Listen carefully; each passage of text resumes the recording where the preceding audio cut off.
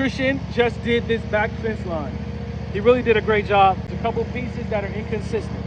So I'm going to do a video to show kind of how I would do it. Again, if you guys have any tips or advice, let me know. I'm not trying to say I know all the answers. And the goal is to make it all look like the mower cut it off.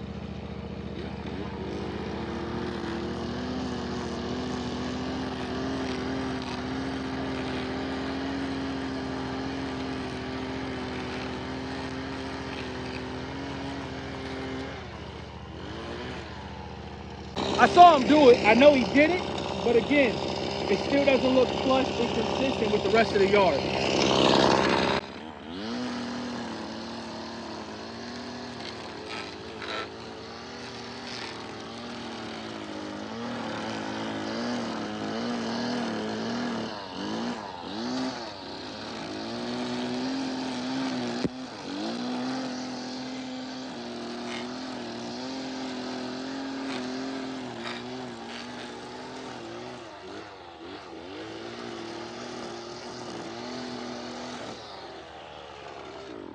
So my advice to Christian, or if you have a new customer, new hirees, you know, first, second day, you're showing them this kind of stuff.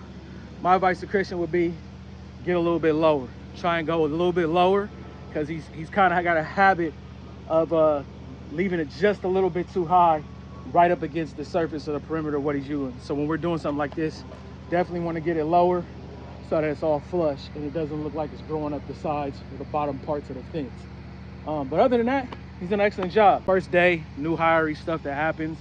And so these are one of the things that I would correct him on, but I also would show him how to do it. I wouldn't just tell him. That's the reason I did it again in front of him. So I believe in that approach. When you're hiring new people and you're training new people, show them what you want them to do. Help them understand what the error is, what it is you're looking for. Try and be as simple, but also as clear as possible. This way, you know, you don't have to keep repeating yourself. Sometimes it's not that guys aren't listening to you or don't get it, but sometimes it's just you're not a good enough communicator as a trainer and you can't get across what it is you're trying to accomplish. So work on your communication skills. I'm gonna let him do it. I'm gonna watch him do it. He saw me do it. I've explained it. And if there's still some gray areas, still something he doesn't quite get, then I'll come and talk to him again and make some adjustments. Also, one of the things that new people do is they usually hold the weed eater flat. So when they're going across the yard, they hold it flat like this. And sometimes that can be the very reason why it's not cutting uniformly. So if you notice, when I cut, whenever I use this, I usually turn it just slightly at an angle. So the head isn't flat with the ground, it's not parallel. I cut it as just an angle.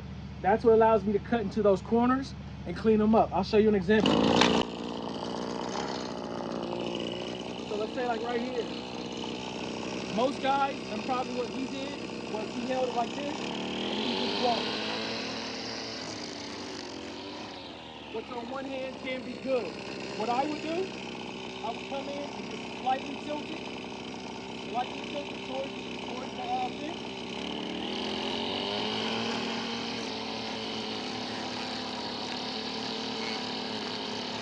You see how now it shaves that grass.